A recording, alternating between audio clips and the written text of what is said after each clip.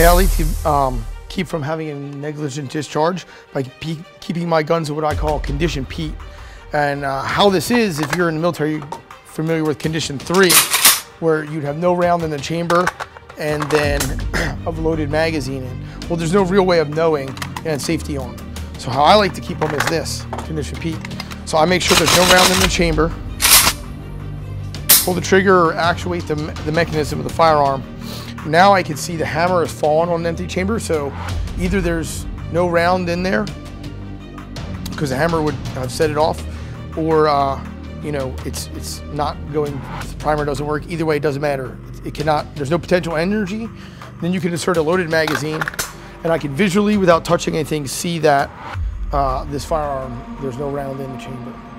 And if somebody were to pick it up, it's not going to fire. So the only thing you need to do to go condition Pete to kill is to rack. Condition Pete works for an AK because you can see it works for an AR because the safety lever won't go to fire, or it won't go to safe. It works for a Glock. You can see the trigger is pulled. It works for many firearms. You just have to figure out which firearm you have, and if you can visually, or if you can feel whether your firearm does not have a round in the chamber, it'll work.